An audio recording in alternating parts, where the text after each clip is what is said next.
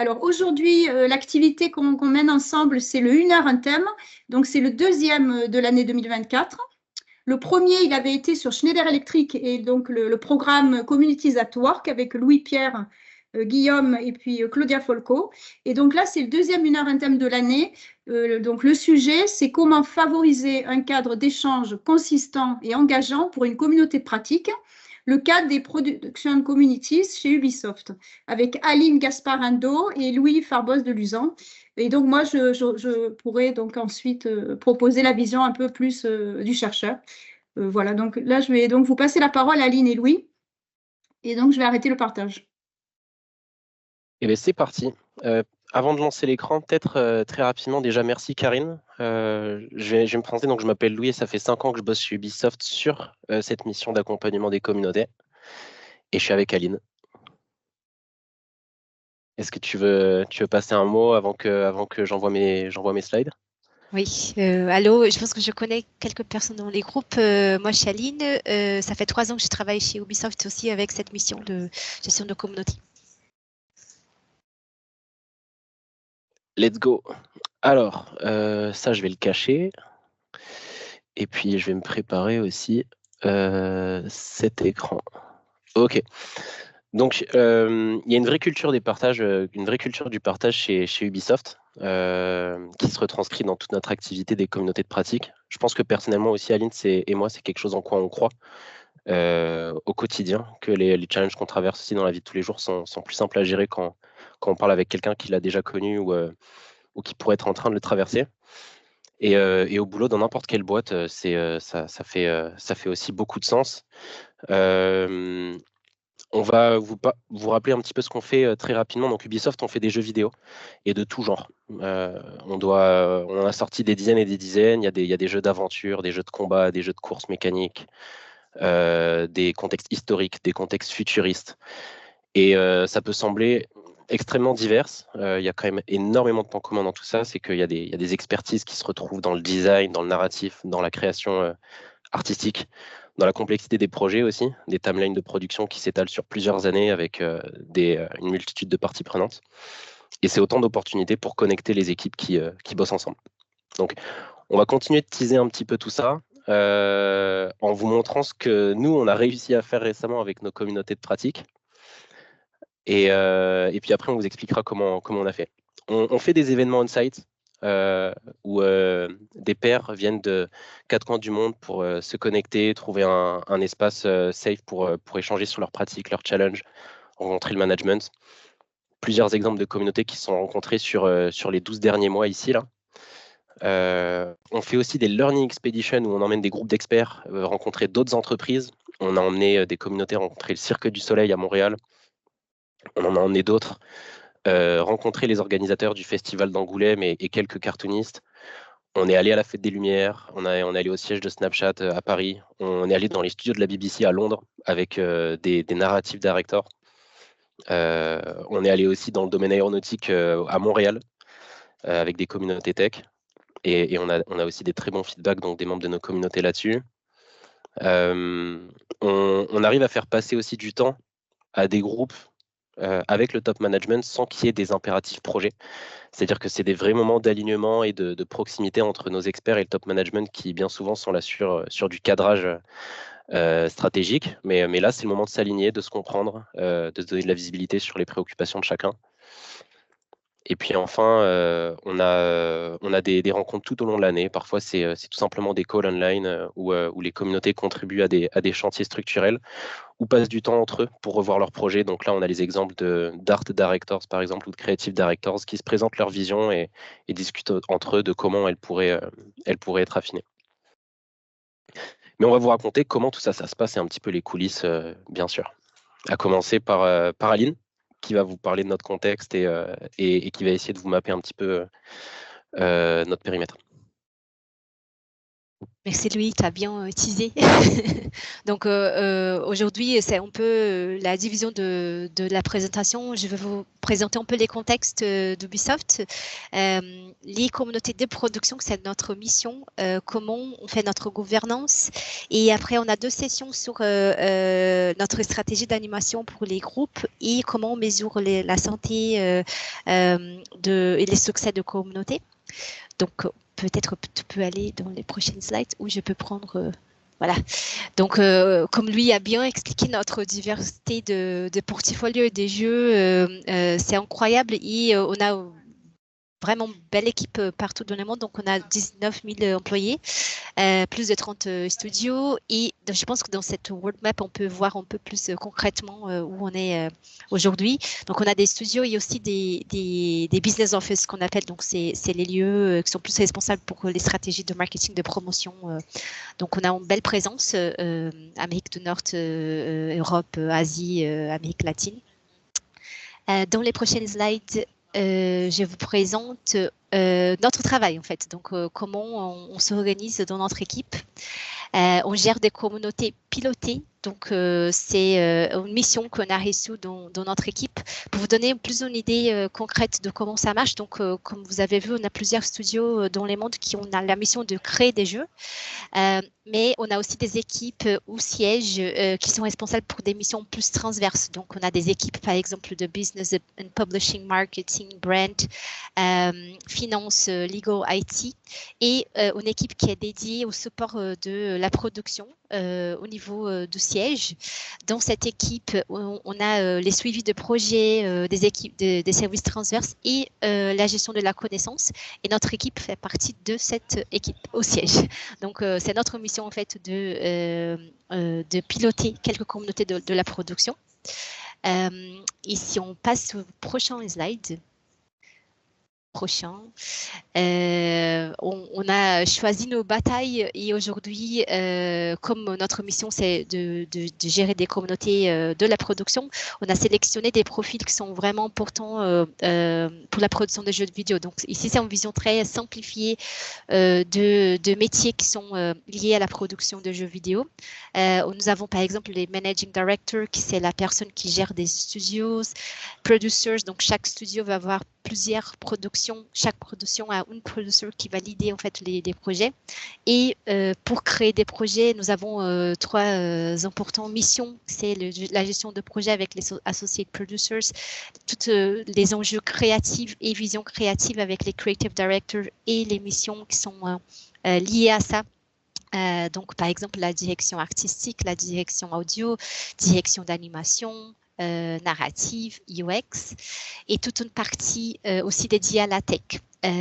Dans la majorité des cas, nos communautés, on essaie de faire beaucoup de connexions dans les métiers que j'ai mentionnés, partie producing, creative et tech, mais nous avons aussi des communautés qui regroupent des experts, donc des gens qui sont vraiment, par exemple, liés plus à des missions de design, de programming dans la production aussi. Je sais que j'ai déjà présenté cette slide quand on a fait notre événement personne, mais c'est seulement pour s'il y a des gens ici dans les groupes qui n'étaient pas là ou qui veulent un recap. Je vous présente un peu les principaux rôles qu'on a dans nos communautés aujourd'hui. Pour nous, les rôles de membres, c'est les plus importants. C'est les gens qui suivent les critères de participation, donc les communautés qu'on appelle Job Family, liées en métier. Les critères de participation, c'est d'avoir en fait les titres ou les métiers qu'on cherche, versus les communautés de sujets topic-based. En fait, on cherche plus l'expertise. Et les membres, ils font partie de plusieurs studios. Donc, notre mission est globale aujourd'hui. On va chercher les membres dans tous les projets d'Ubisoft, partout dans le monde. On a aussi un rôle qu'on appelle le Community Manager. Cet rôle est très important. En fait, les Community Managers, ils font partie de notre équipe du siège. Donc, c'est nous, parce qu'on pilote les groupes que je vous ai montrés. Notre mission, c'est vraiment de faciliter, donner du support, faire de follow-up, de suivi d'activités pour la communauté, même des projets, organiser des événements. faire toute la coordination de tout ça. Et un rôle très important pour nous, c'est aussi les rôles de sponsors. Donc, les sponsors, normalement, il est l'imposition proche de l'influence de les stratégies d'Ubisoft parce qu'on veut que les sponsors aident les community managers à créer des bons roadmaps pour l'année, prioriser les sujets, prioriser les suivis de tâches aussi. Et les sponsors vont faire cette connexion entre communauté et haute direction. Il y a un autre rôle qui est plus informel, c'est ce qu'on appelle champions, donc les gens qu'on va consulter, c'est des lead experts de communauté pour nous aider avec la proposition de contenu et nous aider avec l'engagement de la communauté aussi. Merci Aline. Des liens. Ça c'est... Je donne la parole à lui pour continuer les slides. Ouais, donc ça c'est vraiment la réalité de ce que sont que les communautés de production chez Ubisoft. Et puis après, on a une vraie façon de faire, je pense, mais qui s'inspire aussi de pas mal de cas qu'on a vus chez KCO ou qu'on a développé nous-mêmes. Je vais commencer par vous parler de notre façon de typologiser les échanges qu'ont toutes ces communautés et qui s'articulent autour de 3 piliers qui sont ceux qu'on appelle sharing, governance et talent dev. Dans le pilier sharing, on va rassembler tous les échanges qu'ont les membres d'une communauté entre eux quand ils parlent de leurs pratiques qu'ils ont en commun. Là où dans la partie governance, on va vraiment rassembler des échanges qu'ont une communauté avec l'organisation, le siège, le top management. On va à travers ce pilier descendre de l'information stratégique aux communautés et remonter leur feedback à l'organisation. Et dans la partie talent dev, c'est une partie un peu spécifique de governance, mais où les communautés bossent avec des équipes internationales RH ou learning pour développer leurs compétences ou la compréhension de cas l'entreprise de leur métier. Et je vous donne quelques exemples de formats qu'on a là-dedans. Mais donc dans la partie sharing très horizontale, on va avoir des updates entre pairs sur leurs projets. Donc par exemple, le Tech Directors, il va donner une update sur Just Dance au Tech Directors des autres projets. On a des events on-site, on a des séances où ils résolvent des problèmes ensemble. Quand quelqu'un a vraiment une problématique à présenter à des oreilles tierces. Dans la partie governance, on va avoir des rencontres entre une communauté et une équipe transverse. Donc là, l'exemple du directeur de l'équipe Online Services qui va présenter son plan à la communauté pour vérifier que ses services vont répondre aux attentes des projets. On a des rencontres avec le top management et puis parfois on a des contributions vraiment concrètes où on part d'une feuille beaucoup plus blanche et où une communauté donne des solutions dans le cadre de workshops. Et enfin, en talent dev, on va avoir des rencontres avec des équipes RH et puis parfois vraiment on va se positionner sur le développement de leurs compétences en intégrant dans les events on-site des sessions de coaching ou alors on va jouer plus sur de l'inspirationnel en les emmenant dans des entreprises externes notamment. Et donc en fait, quand on prend du recul sur l'écosystème d'une communauté, c'est un joyeux patatras, puisqu'on a des interactions avec les équipes transverses ou le top management sur le pilier governance dont je vous parlais précédemment, très vertical donc. On a des échanges au sein de la communauté, parfois avec d'autres communautés, sur des pratiques respectives. On a le knowledge management qui va venir aussi nourrir la communauté avec beaucoup de contenu. Il y a des relations avec les sponsors, les équipes RH, des entités externes. En fait, je vais passer assez vite sur cette slide et puis on se repenchera dessus pendant le Q&A si ça vous intéresse. Mais un message que je peux déjà vous faire passer, c'est que on a vite en fait rencontré le risque ou l'inconvénient que ça faisait beaucoup de bruit tout ça. Et puis parfois, on réagit un peu trop aux opportunités. On a il y a un tel qui veut parler à une communauté. La communauté elle a besoin de ça. Et puis parfois, on allait dans toutes les directions. Et puis à la fin de l'année, on n'arrivait pas forcément à savoir où est-ce qu'on avait réussi à avoir un avant-après. Ou alors, on avait du mal à le communiquer. Et c'est dans ce contexte qu'on a développé ou qu'on est en train de développer en fait un outil qui est assez spécifique, qu'on appelle Animation Strategy. Donc ça, c'est le nom de l'outil. Et c'est quelque chose qu'on va essayer d'avoir pour chacune de nos communautés. Donc on va en avoir un peu plus d'une vingtaine dès les prochaines semaines. Là. On vous parle au moment où on est en train de les boucler. Ça doit répondre à plusieurs enjeux que je vous teasais un petit peu juste avant. D'un point de vue du membre d'une communauté, on veut s'assurer qu'il retrouve les sujets les plus prioritaires dans ses échanges. On veut aussi s'assurer qu'il arrive à progresser dans sa découverte de solutions à ses challenges grâce à la communauté. Et on a envie qu'il ressente qu'on le sollicite, qu'on lui prend du temps en plus de son projet. Hein. Ils ne sont pas payés pour participer aux communautés. Mais donc, on a envie qu'ils sentent que leur temps est bien investi. Il y a un autre challenge qu'on avait, c'était que dans la foule de direction qu'une communauté peut avoir ou dans la foule d'interaction qu'elle peut avoir, on veut que le top management ait une vision claire de ce à quoi elle contribue. Et puis enfin, nous, avec notre équipe ici au siège, on avait aussi un autre besoin que j'ai un peu moins teasé, mais qui était que on a besoin pour faciliter de la meilleure manière les échanges des communautés, de bien maîtriser leur sujet. Et puis à la fin de l'année, on a envie de réussir à montrer ce sur quoi elles ont avancé. Et donc en un format, on essaie de proposer une réponse à tout ça.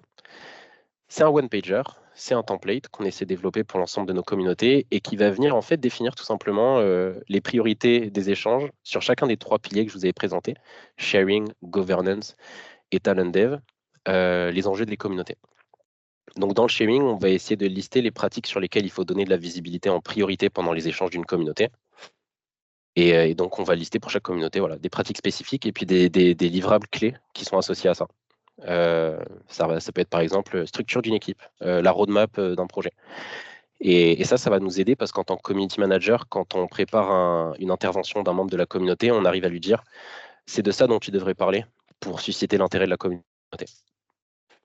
Dans un deuxième lieu, là, on a les challenges qui sont plus des boss de donjons là qu'on a envie de battre avec la communauté. Donc on va essayer d'en prioriser 2, 3. Et on va essayer d'accumuler des perspectives des membres de la communauté à chaque intervention pour essayer de trouver des solutions et puis à la fin de l'année, réaliser que sur un challenge donné, on a eu plusieurs solutions proposées par les membres. Donc on va essayer d'en prioriser 3. Partie governance, donc dans les relations qu'a une communauté avec l'organisation, on va aussi prioriser les sujets sur lesquels il faut descendre, ou créer du lien en priorité. Et on va s'efforcer de faire arriver ces connexions avant les autres. Il faudra qu'on identifie clairement des points de contact aussi pour savoir où naviguer dans notre écosystème qui est assez vaste. On va aussi écrire de façon très claire les sujets sur lesquels les communautés contribuent activement. Et c'est des sujets organisationnels. Et puis enfin, dans le dernier pilier, le pilier Talent Dev, on va notifier de façon très claire les contributions précises d'une communauté sur des sujets RH globaux, et puis aussi les skills sur lesquels on essaie de jouer un rôle d'accompagnement avec nos initiatives, pendant nos événements, dans le choix de nos coachings, etc., etc. Et en fait, avec cet outil, on résout plusieurs choses. Je vais vous raconter, pour amener ça, comment on les fabrique. Il y a une première étape qui consiste en tant que community manager à faire une version initiale avec ce qu'on pense être juste. Et puis, on va revoir ça avec notre sponsor, qui est une personne plus senior qui peut nous apporter un regard éclair et des bons conseils, une certaine direction. On va ensuite passer du temps, mais vraiment en profondeur avec les membres de la communauté pour leur montrer ce plan et leur dire est-ce que tu penses que ça fait du sens de se concentrer là-dessus sur l'année qui vient? Prenons notre direction et tenons-nous-y pour une année. On va essayer aussi beaucoup de demander des exemples, des pratiques dont on parle, des challenges. Est-ce que tu peux me raconter pourquoi c'est un challenge pour toi? Quand est-ce que ça survient, etc. Et à la fin, on va aussi évaluer les zones de l'animation stratégie qui vont susciter le plus gros engagement chez les membres de notre communauté. Et en fait, en faisant tout ça, cet exercice, il va répondre à nos user stories qu'on listait précédemment parce que dans l'application de l'animation strategy, on va aller jouer sur les sujets les plus prioritaires pour notre communauté et donc on va utiliser leur temps à bon escient. Dans la réalisation de ce one-pager, on va pouvoir communiquer efficacement dans toute l'organisation les sujets sur lesquels travaille une communauté. Et dans tout l'exercice de développement, le temps qu'on aura passé avec les membres, avec le sponsor, etc., on aura déjà, nous, en tant que community manager, vraiment approfondi notre maîtrise de ces sujets. Et à la fin de l'année, on sera aussi capable de dire, devant ce top 3 challenge, devant ce top 3 de sujets de governance, etc., voilà ce qu'on a réussi à mettre en place, voilà les calls qui ont eu lieu, et voilà pourquoi il y a un avant-après. Voilà. Et je vais faire une dernière passe à Aline pour vous parler d'un autre aspect de notre travail qui consiste à mesurer l'impact de nos communautés. Très très vite parce que je sais qu'on a 1 minute. Donc prochaine slide. On a fait un effort de mesurer en fait la santé de communauté et les succès de nos actions. On a commencé ça l'année passée.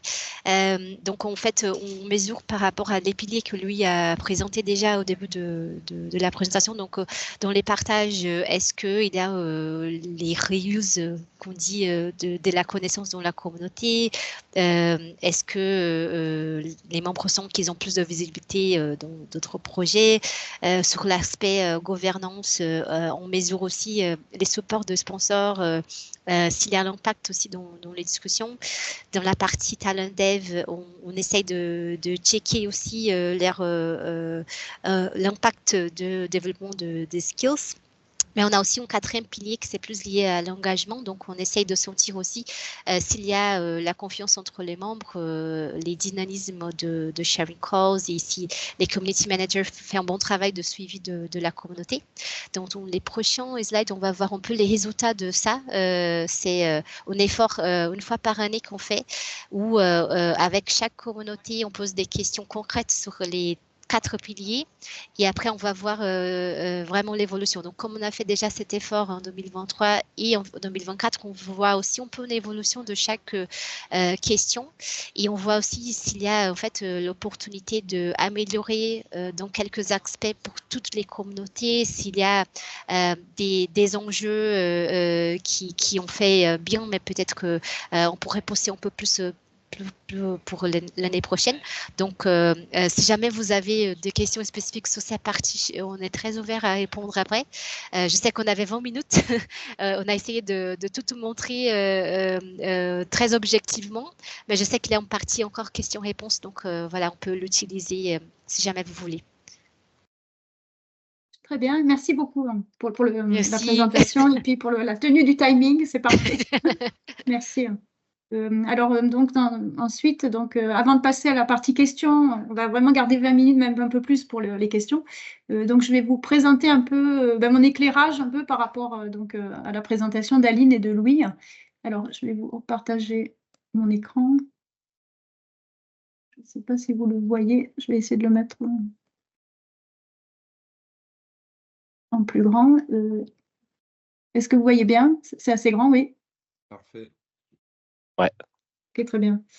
Alors, donc, par rapport à ma réflexion pour le point de vue chercheur, donc il y a plusieurs réflexions qui émergent de la présentation de Louis et Aline, particulièrement sur les relations entre les communautés de pratique et le management de l'entreprise. Donc, déjà, la première chose, premier point, c'est comment combiner avec succès les communautés de pratique et les structures organisationnelles formelles. Alors, si on fait déjà une petite synthèse de la littérature, dans la littérature, on peut relever 3 mécanismes de coordination entre les structures formelles et informelles. Dans le premier cas, les communautés informelles se développent dans les interstices de la structure formelle. Donc, par conséquent, si les managers agissent sur la structure formelle, ils influenceront mécaniquement la structure informelle. Cependant, ce mécanisme, on peut noter qu'il ne peut pas fonctionner lorsque les communautés de connaissances produisent de nouvelles connaissances qui ne sont pas alignées avec la direction. Ça, c'est le premier mécanisme. Le deuxième mécanisme qu'on peut relever, c'est que dans le second cas, il s'agit de s'assurer que les objectifs de l'entreprise et des communautés sont alignés, tout en laissant la communauté libre de s'organiser comme elle le souhaite, sans étouffer leur dimension auto-organisée. Et enfin, le dernier mécanisme, la troisième solution, consiste à mettre en place une gouvernance communautaire basée sur les rôles de leader et de sponsor. Par contre, ce qu'on peut noter, c'est que le risque, lorsqu'une entreprise applique ces 2 derniers mécanismes, en tout cas ces 2 dernières solutions, le risque est que le caractère véritablement communautaire, finalement, des communautés disparaisse. Donc la direction, si vraiment ce caractère communautaire disparaît, c'est que la direction, elle peut alors considérer les communautés un petit peu comme des services ou des groupes projets qui peuvent être gérés de manière traditionnelle. Donc voilà un petit peu concernant cette synthèse de la littérature sur ces 3 mécanismes de coordination entre les structures formelles et informelles. Alors, toujours dans la littérature, pour réussir à combiner les communautés de connaissances et les structures organisationnelles formelles, on peut noter dans la littérature qu'il y a 3 éléments clés à considérer. Alors, le premier, c'est principalement le problème de sens, de la signification entre les membres de la communauté et les personnes extérieures. Certaines études montrent que les communautés peuvent limiter la connaissance et l'innovation en promouvant une culture de clic où les membres défendent leurs frontières et leurs ressources, tout en résistant aux connaissances provenant d'autres secteurs organisationnels ou d'autres communautés qui se situeraient de manière plus, enfin, qui sont de manière plus lointaine. Ensuite, le deuxième point clé, c'est le problème de diffusion et de validation, mais aussi d'appropriation des connaissances produites par les communautés. Alors là, un travail de frontière et des acteurs frontières peuvent faciliter la diffusion et l'appropriation de nouvelles connaissances auprès des décideurs de l'entreprise. Les acteurs frontières participent simultanément souvent à plusieurs communautés et utilisent leur légitimité, leur expertise pour transférer plus facilement les connaissances d'une communauté à l'autre. Alors, ils peuvent également se situer à la périphérie d'une communauté, comme par exemple dans le cas de brokers ou de courtiers en connaissances, dont le rôle est de permettre à d'autres organisations d'innover et de développer l'accès ou la confiance entre deux parties. Alors, des contributions récentes soulignent aussi le rôle des structures de délimitation interne dans l'alignement des résultats des communautés sur la structure sur la stratégie de l'organisation et dans la négociation de leur acceptation par le top management ou par les cadres supérieurs. Donc ça, c'est le deuxième point clé. Et enfin, le troisième point clé, c'est le problème dont j'ai parlé tout à l'heure de la combinaison et de l'adaptation des logiques managériales et communautaires qui implique souvent de gérer cet équilibre délicat, un peu ce dilemme entre l'auto-organisation et le contrôle.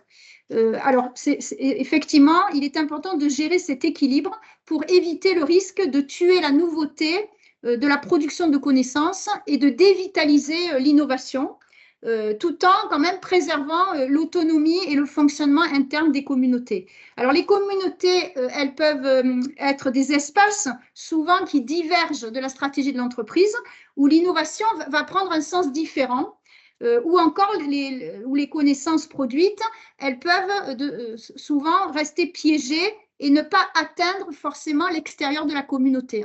Donc, il y a tout un dilemme pour justement gérer cet équilibre délicat entre vraiment garder cette essence des communautés qui sont auto-organisées, mais tout en les pilotant, mais pas forcément en les contrôlant trop, donc les laisser autonomes aussi. Donc, voilà un petit peu les trois points clés que je voulais rappeler. Alors maintenant, la question qu'on se pose, c'est quel mécanisme de coordination entre les communautés de pratique et la structure formelle chez Ubisoft. Alors, comment ça se passe? Quels sont les points importants? Alors, le premier point à souligner, c'est l'alignement entre les communautés de pratique avec les objectifs stratégiques de l'entreprise chez Ubisoft, qu'elles soient focalisées sur un métier ou sur un sujet d'expertise. Donc, la mise en place aussi, deuxième point, d'une gouvernance communautaire basée sur le rôle de community manager et de sponsor qui apportent un soutien aux communautés et surtout font le lien entre les communautés et le top management. À partir de ça, on peut souligner que les communautés de production d'Ubisoft, elles sont vraiment soutenues parce que leur activité entre pleinement en résonance avec la structure formelle, c'est ce qu'ont souligné Louis et Aline. Et le deuxième point, c'est qu'il existe 4 piliers des communautés de pratique chez Ubisoft et ces 4 piliers peuvent être nommés finalement comme des preuves de cette résonance. Alors pour les résumer, le premier pilier est très important, c'est le partage horizontal entre pairs pour casser les silos entre les projets mais aussi développer des pratiques communes. Le deuxième pilier, la gouvernance pour développer les échanges verticaux et améliorer l'alignement avec la stratégie d'Ubisoft. Le troisième, le développement des talents pour développer les échanges à la fois horizontaux mais aussi verticaux et mettre à jour les familles de métiers. Et enfin, le dernier aussi très important, c'est l'engagement des membres et la confiance entre eux, soutenus par les community managers qui ont un rôle vraiment fort d'animation. Alors, maintenant, pour conclure, on peut se poser plusieurs questions sur quels sont les facteurs clés de succès de cette combinaison idéale entre communautés de pratique, qui sont plutôt des structures informelles, et l'entreprise, l'organisation formelle, la structure formelle. Alors, le premier facteur, c'est le soutien du top management. Donc, l'indispensable soutien du top management avec déjà un parrainage vraiment à un niveau élevé au niveau de la direction générale dès le début du processus paraît essentiel pour le développement interne des communautés de pratique. En tout cas, chez Ubisoft, on peut noter que la collaboration et le partage font partie de l'ADN un petit peu de l'entreprise. Les communautés de pratique sont un élément vraiment important de la culture de l'entreprise. Et puis aussi, la direction générale, finalement, a été à l'initiative à créer un département dédié aux communautés de pratique avec une équipe de community managers au siège de la production internationale. Donc ça, c'est quand même un élément fondamental. Et surtout, cette équipe, finalement, elle travaille à la mise en place d'un cadre et d'une gouvernance des communautés de pratique à l'échelle mondiale pour vraiment garantir le bon alignement des priorités et des orientations stratégiques. Alors, ça, c'est le premier facteur clé de succès, le soutien du top management. Le deuxième, c'est le rôle des sponsors, essentiel à la réussite des communautés de pratique. On peut noter que le département dédié aux communautés de pratique, il est chargé de trouver des sponsors et surtout, les sponsors encouragent les discussions pertinentes pour l'entreprise et partagent les informations descendantes. Et dernier point aussi, c'est que la typologie des communautés a un impact sur le choix et le rôle du sponsor. Alors, par exemple, on peut noter que les sponsors des communautés basées sur un métier comprennent et ont des connaissances précises, expertes, sur la famille de métiers concernés. Ensuite, les sponsors des communautés basées sur des sujets d'expertise précis ont aussi des connaissances sur le sujet, mais particulièrement sont surtout impliqués sur ce sujet au niveau de la stratégie d'Ubisoft. Et puis aussi, les motivations de ces sponsors sont aussi très importantes pour soutenir les communautés d'expertise. Ensuite, au-delà du rôle des sponsors, toujours dans les facteurs clés de succès, il y a cette équipe de soutien aux communautés. Donc, par rapport à cette équipe de soutien, on peut noter que cette équipe, finalement, de soutien aux communautés, elle est pleinement alignée, en tout cas, elle s'est alignée avec la direction générale sur les sujets prioritaires à soutenir et elle s'est concentrée sur ces sujets, à la fois pour la création de nouvelles communautés et aussi pour le pilotage des communautés existantes. Donc, c'est vrai que le fait de se concentrer sur finalement des mandats un peu stratégiques ou des sujets stratégiques spécifiques, ça permet vraiment de se concentrer, de canaliser les efforts là où il faut vraiment, où c'est nécessaire en tout cas, où c'est absolument nécessaire. Ensuite, le deuxième point, c'est que les communautés de pratique d'Ubisoft, elles peuvent formuler des recommandations concrètes sur la manière de faire évoluer la production et la technologie. Et ces recommandations, elles peuvent ensuite être complètement reflétées dans la stratégie du groupe. Et enfin, le dernier point, c'est que les communautés de pratique sont un véritable outil interne pour aligner les normes des équipes de production au niveau international, enfin dans le monde entier. Enfin, le dernier facteur clé de succès, c'est la confiance avec les membres. On peut noter que finalement, une bonne pratique pour instaurer la confiance au sein du groupe consiste à s'assurer que la gouvernance de la communauté, ses règles en tout cas et ses attentes sont vraiment le fruit d'un effort collectif. C'est-à-dire que lorsqu'il y a le lancement d'une communauté de pratique, les membres sont invités à voter pour les priorités, pour les règles de la communauté. Et finalement, les membres, ils décident tous ensemble. Donc, c'est un vrai effort collectif. Ils décident de la manière dont ils vont collaborer, quel est le format des groupes de travail, quelle est la fréquence, quelle est la durée. Donc, c'est vraiment coproduit. Ce n'est pas imposé forcément par l'équipe qui soutient et anime les communautés. Il y a vraiment une coproduction. Et puis aussi, ce qui est à noter, c'est que les membres sont encouragés à partager leurs échecs, leurs difficultés. Et ça aussi, ça contribue à l'élaboration vraiment de cet engagement et de ce climat de confiance. Célébrer les succès aussi, c'est vraiment important que les équipes puissent célébrer les différents succès.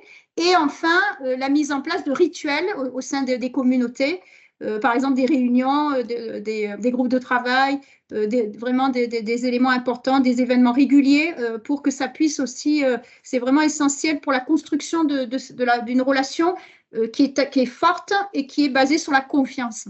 Donc, c'est important, cet élément de confiance. Et enfin, le dernier point, c'est être à l'écoute à l'écoute des membres, mais aussi de l'organisation. Alors, à travers donc, plusieurs ateliers où finalement les membres ont leur mot à dire, ateliers de réorientation et une écoute attentive des commentaires des membres. Voilà. Donc finalement, pour conclure, dans les facteurs clés de succès, ce qu'on peut noter, si on les reprend un par un, il y a le soutien du top management, et puis avec une équipe de community managers qui finalement s'assure de la mise en place des orientations stratégiques, et puis vraiment derrière une coproduction aussi avec les membres des communautés. Le deuxième point, c'est les sponsors, le rôle des sponsors pour les communautés. Des sponsors un petit peu spécialisés par communauté, qu'elles soient de métier ou d'expertise. Et enfin, donc, le dernier point, c'est l'écoute et la notion vraiment de création d'un climat de confiance entre les membres des communautés. Donc, voilà un petit peu pour ma vision côté chercheur. Merci Karine, super intéressant. Merci beaucoup. Merci tout le monde. Je reprends juste un peu le fil ici. J'ai levé la main, donc comme ça, je m'attribue la parole tout seul. C'est quand même assez, c'est extrêmement pratique. J'avais, alors, juste, il n'y avait pas spécifiquement de questions, mais je te laisserai la parole, Louis-Pierre, juste après. Je crois que tu avais une réflexion par rapport à l'impact du Covid, etc. Je me permets juste je fais une réflexion. J'ai adoré le fil et le déroulé de la présentation entre le pourquoi on fait ça, comment on fait ça, etc. Puis finalement, la conclusion, c'est que j'utilise tes mots, Louis, c'était un joyeux patatras. Je pense que tu étais poli en disant ça. Et enfin, moi côté la Herdal, la boîte dans laquelle je travaille, c'est aussi très souvent, et il me semble que mes pairs ici, c'est aussi exactement ce qu'on ressent. On met en place des choses, du partage, et c'est extrêmement complexe. Et ça m'a donné plein d'idées. J'ai adoré l'aspect one-pager pour avoir un vrai focus sur les piliers du pourquoi on fait ça, qui servent à recadrer les énergies un petit peu de tout le monde. Et j'ai aussi adoré, il faut que je vois un peu plus en détail, mais l'aspect mesure de l'impact de tout ça. Et la question vient quand même, c'est, bon, l'impact, on peut mesurer du positif, des points d'amélioration, etc. Mais finalement, quid de la valeur qui est créée pour la boîte, ou de la valeur perçue, peut-être, notamment par les sponsors qui sont issus du management ou de l'executive management, etc. Et finalement, qu'est-ce qu'il en ressort de tout ça en termes de création de valeur pour l'entreprise? Vous avez un feedback déjà? C'est Aline, tu me compléteras si tu vois d'autres choses. C'est un problème qu'on nous pose depuis plusieurs temps parce qu'en fait, on n'a jamais eu de mal à montrer que c'était humainement une énorme richesse pour la boîte. Vous aurez remarqué qu'on s'adresse beaucoup à des profils de direction qui sont à l'échelle de leur studio isolé. Donc, sur un studio à Sofia ou à Milan, il n'y a qu'un seul art director, il n'y a qu'un seul game director, il n'y a qu'un seul producteur, etc. Et donc, il y a déjà une grande richesse sur la capacité qu'ont les communautés de pratique à booster l'engagement, à favoriser la proximité entre les projets, tout ça. Et puis, tout le monde, les membres de communauté, disaient c'est super, j'ai de la visibilité, j'ai de l'aide, etc. Mais on avait du mal à montrer quelle discussion de communauté a permis à tel projet de développer quelque chose de nouveau. Et les situations où une communauté permettait à une roadmap d'entreprise de changer étaient assez rares aussi. C'est lié à l'effet patatras, parce qu'on perd rapidement le fil de l'impact dans une organisation tentaculaire comme ça, et c'est pour ça qu'on a voulu bosser ce one-pager qui permette de mettre en phase de priorité des événements. Et donc, on est en train de se développer là-dessus. Après, pour répondre à ce qui existe déjà, on a quand même eu des contributions notoires, dont on ne peut pas donner des exemples très précis ici parce que ça revêt parfois une certaine confidentialité. Mais on a des communautés qui ont eu un impact direct sur la structure, par exemple, de notre organisation technologique. qui ont aidé la boîte à nommer des nouveaux titres et à prendre des positions très fortes sur les outils qu'on voulait garder en interne et ceux dont on voulait se débarrasser pour utiliser des solutions externes. Et on a d'autres exemples comme ça qui sont rares, mais qui sont extrêmement précieux. Et parfois, il en suffit d'un pour donner envie au top management d'en relancer d'autres. Ouais, je comprends. Si je peux ajouter une chose, les slides que vous avez vus, c'est très quantitatif en fait pour mesurer les succès, mais il y a une autre façon de les faire, c'est raconter des histoires. Et je pense qu'on a beaucoup parlé de ça dans l'événement Personne. Donc c'est en fait complémentaire. On a notre façon de mesurer qualitatif, quantitatif, mais aussi par rapport à des histoires de succès, comme lui a montré. Il y a des exemples dans ces sens-là, où on raconte l'impact de la communauté. Grâce à la discussion de communauté, on a eu une influence, un changement dans les stratégies et tout.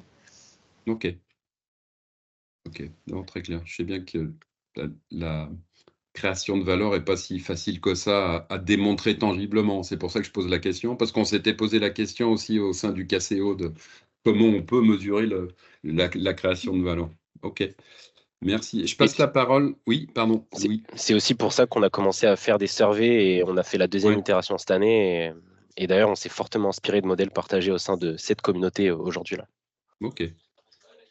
Louis-Pierre, tu avais une question sur le Covid. Tu peux mettre ton micro pour la poser. Merci.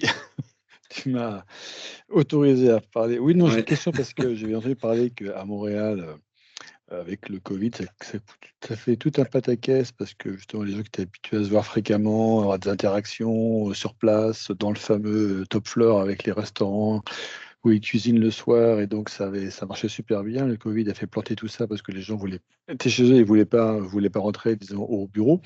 Donc cette interaction qui existait avant, qui est super efficace, qui crée beaucoup d'innovation, a disparu, ce qui a un impact, je crois, sur l'innovation, mais c'est vous qui nous en direz plus. Donc la question, est-ce que ça a un impact sur les communautés aussi? Mais j'étais content que tu abordes ce point, Louis-Pierre, parce que ça permet de clarifier quelque chose. Déjà, c'est vraiment l'audience de nos communautés pilotées. Et puis, j'ai aussi des anecdotes à vous partager parce que j'étais avant le Covid et après le Covid dans cette équipe qui pilote les communautés. Donc, Aline, déjà, toi, tu l'as dit dans le chat, il y a une vraie distinction à faire entre les communautés locales, qui sont celles dont tu parles, Louis-Pierre, je pense. Et puis à Montréal, c'est le seul studio où on a des communautés locales très fortes parce que c'est notre plus gros studio où il y a beaucoup de projets. Et donc, le fait qu'il y ait beaucoup de projets en parallèle donne lieu à des potentielles communautés locales. Là où dans d'autres studios, comme je donnais les exemples de Milan, Sofia, etc., les profils sont souvent isolés parce qu'il n'y a qu'un seul projet et puis parfois il est moins grand, etc. Ça, c'est une première chose. Et puis nous, c'est aussi le fait qu'on soit aussi une organisation qui mandate des communautés pilotées. Ça implique qu'on cherche à animer des communautés de métiers qui peuvent avoir un impact sur la stratégie. Donc, on va s'adresser uniquement au profil direction. On vous avait montré sur notre mapping, on part du producteur, on va jusqu'aux associate directors, etc. Donc, en fait, sur notre périmètre seul, il y a eu assez peu d'impact parce que les personnes sont par nature isolées dans leur studio au moment où le Covid frappe. Dans les faits, en fait, ça nous a même aidé, et énormément. Parce qu'avant le Covid, on n'avait qu'une seule communauté, on avait la communauté des producteurs. Et c'est environ 150 personnes en incluant d'autres métiers. Et au moment où le Covid a frappé, on avait prévu de faire un événement on-site de 15 personnes qu'on n'a pas pu faire du coup. Et on s'est dit, on va le faire online. Et puis, vu que c'est online, on peut faire pas 15 personnes, mais les 150 personnes. Et puis, tant qu'à faire, on va aussi inviter les associés de producteurs. Et puis, du coup, il y avait 400, 500 personnes. Et on était la première équipe du siège à organiser un événement d'envergure comme ça en ligne qui a permis de recréer du lien entre les gens. Ça fait un sacré bruit. Les gens, ils étaient à ce moment-là pas du tout fatigués du digital, ils avaient besoin de reconnecter. Et il y avait un gros engagement, un gros investissement des membres sur l'événement online. Et suite à ça, en fait, le top management a dit les communautés, c'est super. Ça permet de favoriser le love, de recréer du lien entre les gens.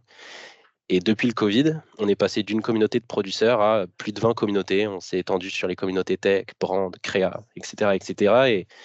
Et ça a vraiment été un déclic, cet événement digital à 400, 500 personnes. Ok. Et je pense que Tu as raison de mentionner Montréal comme ils avaient des communautés locales qui étaient vraiment basées sur son format. On va être ensemble en présentiel et tout ça. C'était une autre dynamique en fait. Au lieu d'être encouragés à faire la participation des communautés, en fait, à Montréal, c'était les contraires en fait. Les communautés locales, ça a changé un peu leur dynamique.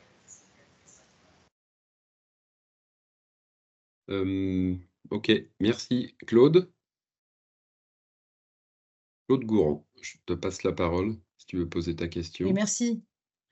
Alors oui, pour moi, en fait, déjà merci beaucoup pour la présentation, c'est très clair, très complet.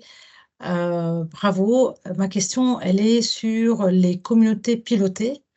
Quel est l'argument fort d'aller d'une communauté, enfin, d'un groupe de communautés aujourd'hui qui existent dans des entreprises plutôt autonomes, autopilotées, j'ai envie de dire, versus des communautés pilotées? Quel est l'argument? Comme vous le disiez tout à l'heure, lui, il fallait de l'avant-après. Qu'est-ce qui fait que ça ne marchera pas si ce n'est pas piloté? Aline, est-ce que tu veux...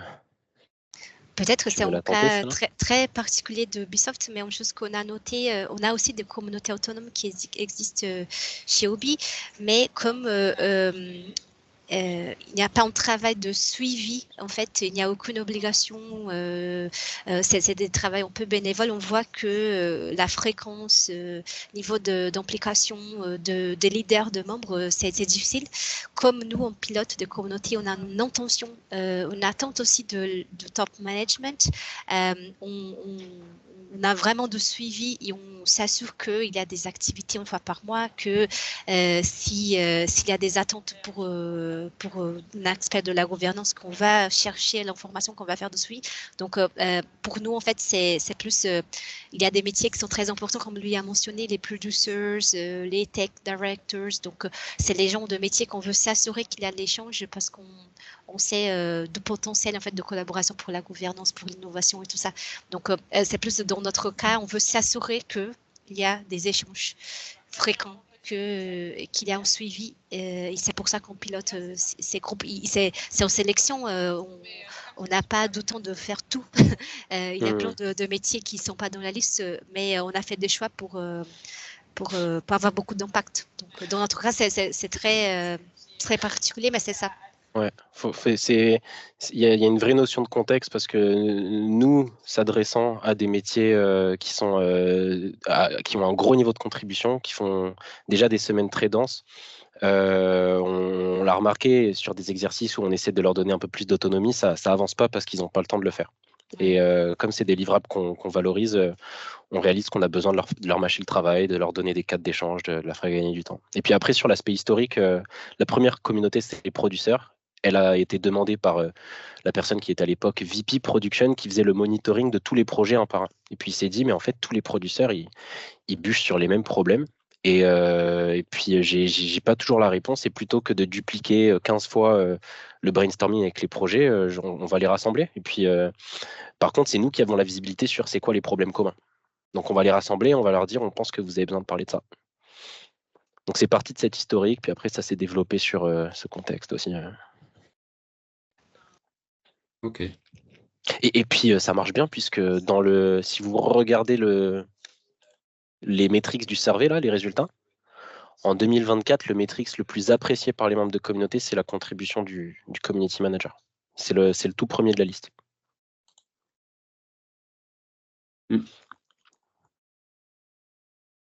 Ok.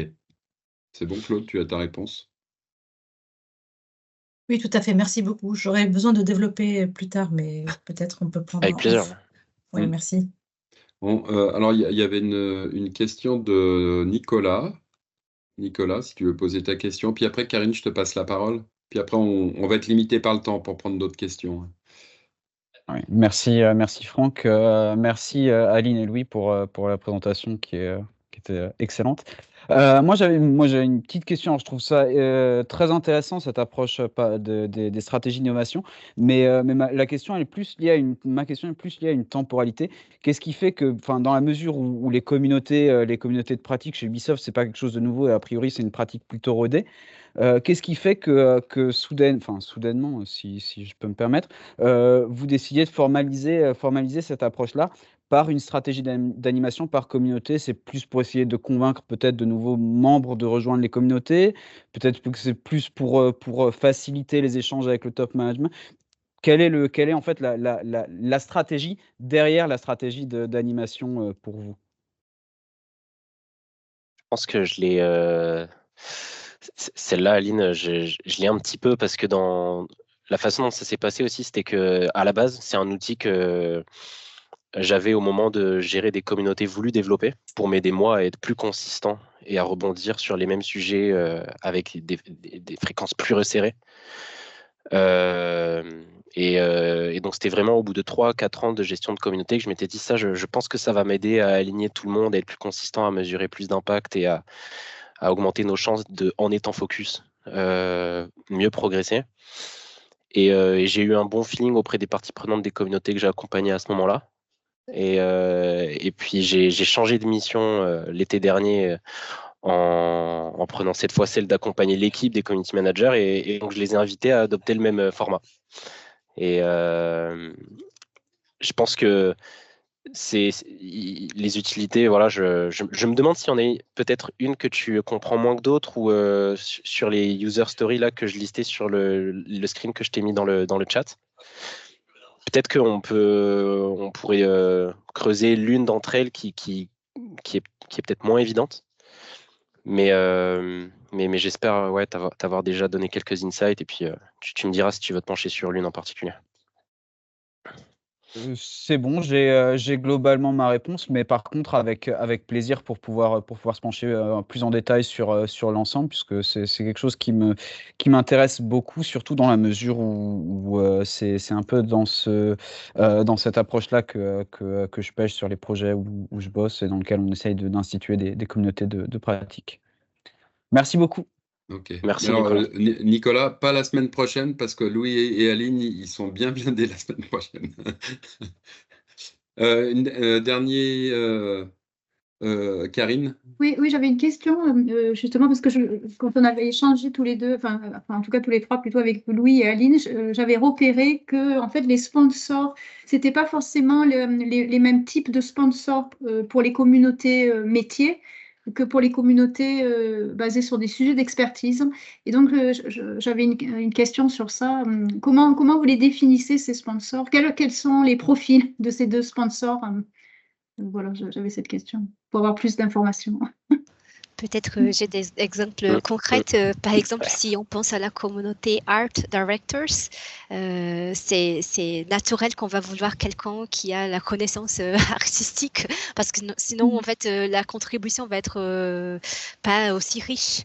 Donc, on va chercher quelqu'un qui a déjà travaillé beaucoup dans les domaines plusieurs années et qui a aussi un impact, une proximité de la décision en fait éditoriale d'Ubisoft. Donc, on va chercher en fait la personne idéale et après, c'est en négociation avec la personne, on a une conversation, une sorte de contrat de collaboration avec eux. Et s'ils sont d'accord, donc ils acceptent la mission d'être sponsor pour une année, 2 années.